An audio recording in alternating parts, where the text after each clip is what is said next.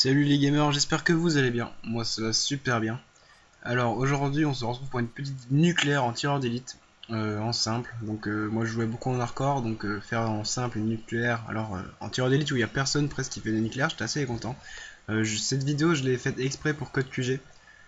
Parce que la vidéo que j'avais faite, que j'ai mis sur ma chaîne principale, n'avait pas forcément un sujet très précis. Et je remerciais surtout mes abonnés d'être là et d'avoir commenté, liké et partagé quelques-unes de mes vidéos.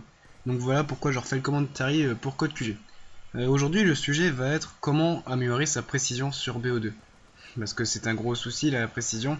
Quand on passe d'un Modern Warfare 3 à Modern Warfare 2 à un BO2, la précision n'est pas le même du tout, le shoot n'est pas le même. Tout simplement pour vous améliorer en précision, le meilleur conseil que je peux vous donner, ça va être de jouer en partie privée le matin et le soir.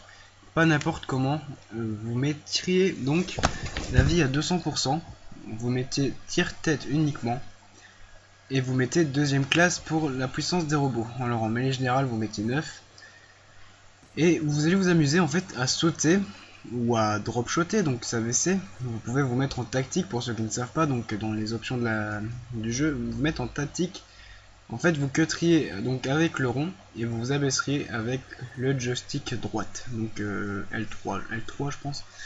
Donc ça c'est une petite astuce pour ceux qui ne connaissent pas encore. Et en fait vous allez vous amuser à sauter et vous coucher pour tirer dans la tête. Et en même temps que ça va vous améliorer le shoot, vous allez vous améliorer dans la précision puisqu'il faudra tirer la tête.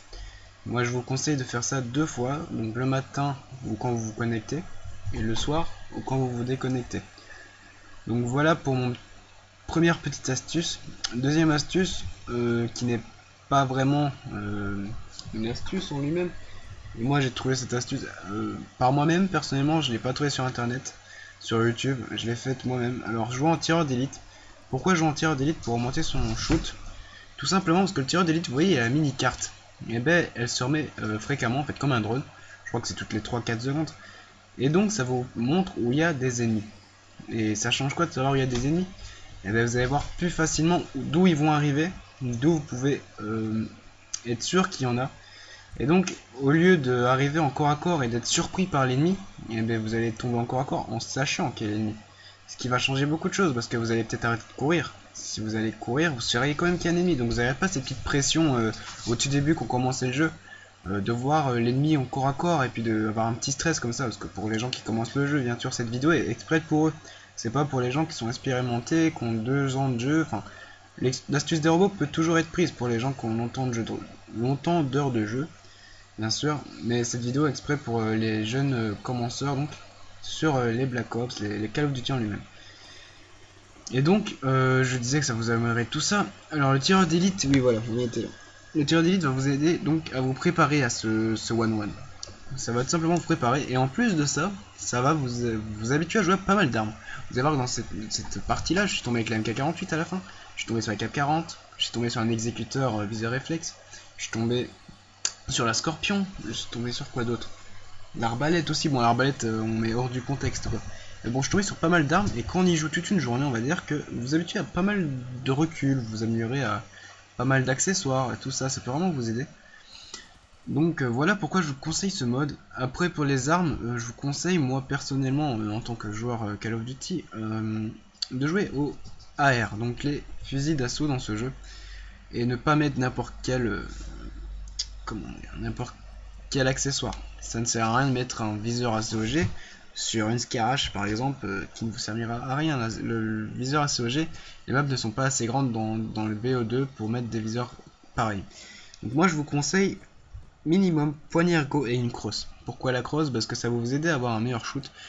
Parce que si vous n'êtes pas doué des 2 doigts, bah vous serez toujours doué pour vous déplacer de gauche à droite. Et vous n'avez plus qu'à mettre votre viseur au milieu, ça dépendra où est l'ennemi. Et vous le mettez à la hauteur de l'ennemi, vous faites des pas latéraux pour l'avoir, c'est vraiment plus facile, même pour les corps à corps. Ça va vous apprendre à faire des pas de gauche à droite plus rapidement et pouvoir sauter. Et quand vous sautez, c'est très important la crosse. Parce que quand vous n'avez pas la crosse et que vous sautez, en fait vous faites limite un saut sur place. Donc je peux vous dire que c'est ridicule de faire un saut sur place, on n'est pas dans Gangnam Style. Donc la crosse peut vraiment vous aider. Donc voilà pourquoi la crosse et la poignée ergo, c'est pour éviter les coups de connexion. Donc si la personne en face a une meilleure connexion de vous mais n'a pas la poignée ergo, il pourra perdre son duel. Par contre, s'il a la connexion et qu'il a la poignée Go et que vous ne l'avez pas, vous allez perdre le duel à 100%. Donc c'est vraiment pour ça, les deux atouts là, les deux accessoires là sont vraiment très importants. Et vous mettez toujours dextérité. Dextérité va vous faire arrêter de courir plus rapidement qu'une personne qui ne l'a pas. Donc voilà pour les armes. Pour ceux qui ont du mal avec par exemple le viseur d'Ascarache qui est pas très joli, on va dire, qui n'est pas très... je sais pas comment dire, il ne monte pas bien la personne. Vous pouvez mettre le viseur réflexe, enfin vous pouvez le mettre sur tous les fusils d'assaut, vraiment il fonctionne super bien le viseur réflexe sur ce jeu. Enfin, il fonctionne super bien, je veux dire, il est très efficace quoi. Donc je vous conseillerais de mettre ça. Et donc voilà, c'est fini pour cette vidéo. Je remercie CodeQG de me passer si je suis pris. Et voilà, et ciao, à plus les gars.